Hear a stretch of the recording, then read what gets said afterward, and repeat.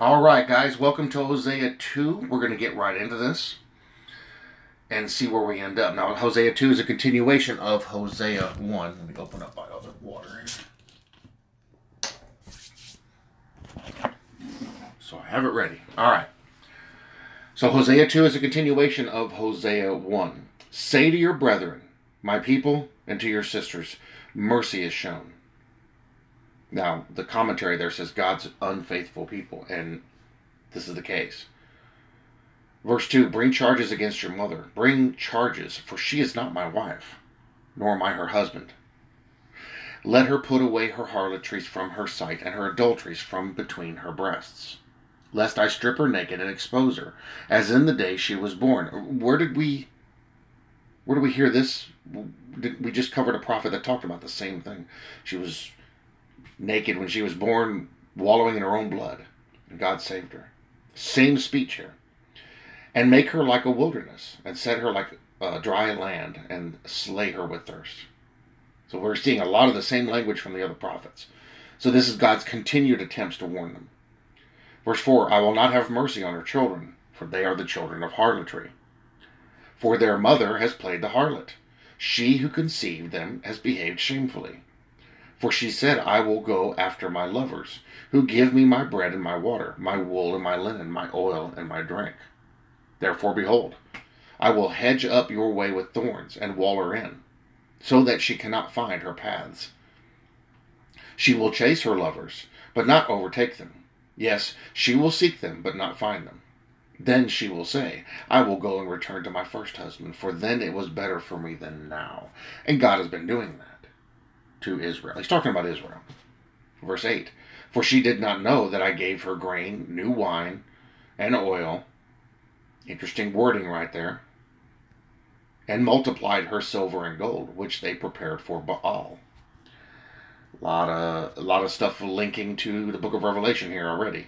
Verse 9, therefore I will return and take away my grain in its time, and my new wine in its season, and will take back my wool and my linen given to cover her nakedness. Lots of allegorical, not even allegorical, but what's the other word I'm looking for? It's examples. He's linking a lot of other things into this speech here. The new wine, the grain, you can come to all kinds of conclusions as to what he's referring to here in these things. It's not really talking about grain. It's talking about fullness of people coming in. The new wine, new wine refers to, what was it, Acts 2, Acts 1. New wine also goes into the seals. There's very interesting wording going on here. The wool and the linen, that's all the clothing, that's the robes. Righteous acts, linen is the righteous acts of the saints. So you can start to see there's a whole lot more going on here than what he's talking about, than what the wording is saying. There's more hidden within this because there's examples all over the Bible of this. Verse 10, now I will uncover her lewdness in the sight of her lovers. Basically, what he's doing, he's not actually going to rip a woman naked. He is going to show what their true agenda is, where their heart really lies. He's going to show what's really going on in them. Now will I uncover her lewdness in the sight of her lovers. Everyone's going to know what's going on. And no one shall deliver her from my hand. Verse 11, I will also cause all her mirth to cease. She's not going to be happy anymore. Her feast days, her new moons, her Sabbaths, all her appointed feasts. How cool. That goes right to a speech that Paul made. That no one judge you in feasts, new moons, or Sabbaths. All those things have been turned into something different. They're not happy doing them anymore. That's interesting. That's how it is today. Verse 12, and I will destroy her vines and her fig trees. What is vines linked to? What does fig trees represent? Of which she has said, these are my wages that my lovers have given me, so I will make them a forest, and the beast of the field shall eat them. What are the beasts? Hello, this is all tribulation talk. Verse 13, I will punish her for the days of the Baals, to which she burned incense. She decked herself with her earrings and jewelry and went after her lovers. But me she forgot, says the Lord. This is all tribulation. Every bit of this is linking right to the tribulation. Verse 14, therefore, behold, I will allure her, will bring her into the wilderness and speak comfort to her. Who do you think that's referring to, and where? And what time frame? He's going to allure her, bring her into the wilderness, maybe Petra, at the 3.5-year mark of the tribulation, and speak comfort to her. Now I want you to stop and think about this for a minute. He's going to speak comfort to her. How does God speak today? Through his word, right? What did I tell you they've been doing over in Petra? Because it's pretty generally confirmed that that's where they're going to end up heading, because what the Bible describes, the path leads right to it. They've been storing up generators, supplies, fuel, food. Even the Saudi Arabians on their side of the border are doing it too, because they believe what it says. But when people go there as tourists, they stuff Bibles and Bible verses in the crooks of the rocks. So God is going to speak when they find all those Bibles. He's going to speak to them through his word. And it will be comforting. This is tribulation talk. Verse 15, I will give her her vineyards from there. They put seeds and stuff down there so they can grow. And there's room for them to do it. And the valley of Achor as a door of hope. Where's the valley of Achor? She shall sing there, as in the days of her youth, as in the day when she came up from the land of Egypt. If you look up what the valley of Achor is, if we even know what it is, that very well could be right there in that region. So there's your pinpoint on the map. Interesting. Just saying, it could be. I don't have the ability to actually look it up at this point, but well, I mean, we can. We can look up the valley of Achor. Let's see what it shows us.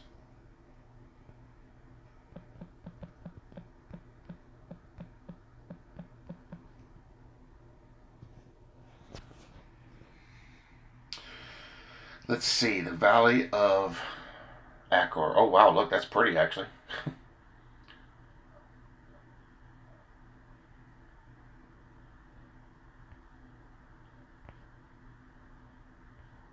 So I wonder where it leads. North of Jericho in the direction of Galgala.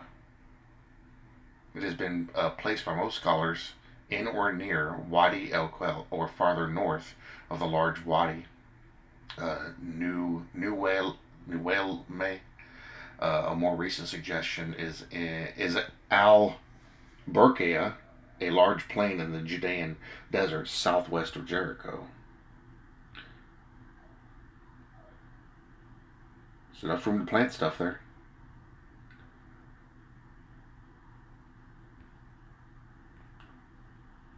Very interesting. It could be that this is something that is going to help them out.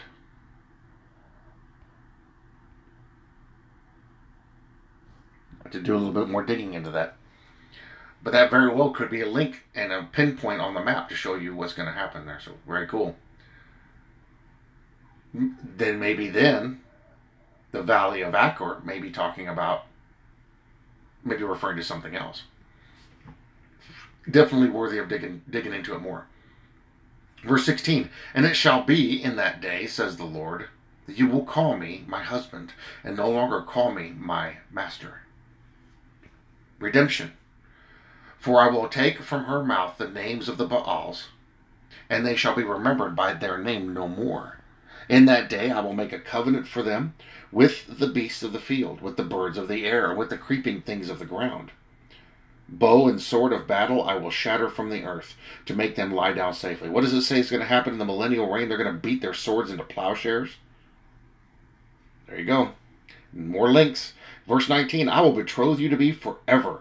Yes, I will betroth you to me in righteousness and justice, in loving kindness and mercy. I will betroth you to me in faithfulness, and you shall know the Lord. It shall come to pass in that day that I will answer, says the Lord. I will answer the heavens, and they shall answer the earth. The earth shall answer with grain, with new wine, and with oil. They shall answer Jezreel. Then I will sow her for myself in the earth, and I will have mercy on her who had not obtained mercy. Then I will say to those people who were not my people, you are my people, and they shall say, you are my God. Very cool. The mercy of God endures forever. Incredible. Powerful stuff. Let me pause for just a second. Okay, so I wanted to look it up real quick because it's really bugging me. But Petra, and that's the city cut out into the stonework there. There's actually a bunch of places there, a whole bunch of caves in there. This Petra is located, it's the Kingdom of Jordan. It's located in the southwestern corner of the Hashemite Kingdom of Jordan. Now, when you go back and look at where the Valley of Angkor near Petra, it says, let's see, Petra. Here we go. So it's located Jericho, where Angkor was stoned to death. It is, where was it at? Because I just found one. Here it goes. It's located on the border of Judah and Benjamin, between Debir and Abiman. So, yeah, they're connected. So, what other people talk about in there is that the valley, where was it at? There was another one here that talked about its representation was basically, oh, here we go. Yeah, right there in Jordan. So, there's a couple other here, like Bible Hub was talking about it. Is it in here? I don't think it's in this listing. Bible Hub is talking about, it talks about it, the Valley of Angkor is a representation of shamefulness, punishment, hopelessness. But that's now going to turn into a valley of hope. So those things, that hopelessness is going to turn into a sign of hope. Well, how funny is that? Whenever they lose all their hope at the halfway mark because now they've got the wrong God there, that they thought this was our Messiah. It's not. And they run, and they're probably going to run right through that valley. I'd have to look on a map to see where it all connects, but it's hard to do on a cell phone. But they're probably going to run right through that valley to get to Petra because it looks like they're all right there at the corner of Jordan. So it lines up. Pretty darn good. So more research would be needed to definitely pinpoint it. But just loosely looking at it, it's a great example. We see an example of hopelessness, but that's going to end up becoming a door to hope. At the same time, we have physical location seeming to link to some of the things we're seeing in the Bible here. So, yeah, I mean, it's there. It's there. Very cool stuff. But this is how God does things. So he's going to take what Israel has done and he's going to turn it into an opportunity for change. It's going to change their mind.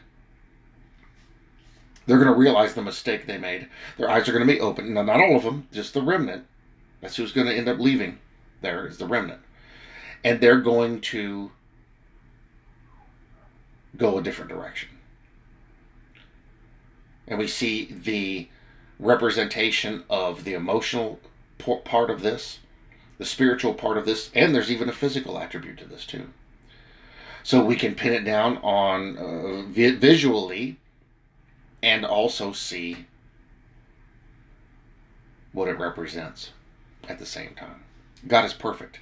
The way he puts things together is perfect. But you can see how easy it is to pinpoint these things and go, whoa, wait a minute. Okay, we can actually see where this is. And now we understand much more about what it represents. And that took me literally a minute and a half. It's very easy to dig this stuff up. And that's what troubles me, is why more people don't, or why they aren't able to. I think it's because we've let the powers that be have the control for too long and teach us that we can't understand this. I literally just looked it up. It took a couple of Google searches. There it was. But the point of this is that God is showing us what he's going to do. And we can pin down where this stuff is linking to elsewhere in the Bible and get a greater understanding of what's going to happen. You know what that does? It gives me more hope. He's already got a plan, and he's already got it in motion, and it's been that way. And so when I see that and him doing that for his people, that gives me hope for us.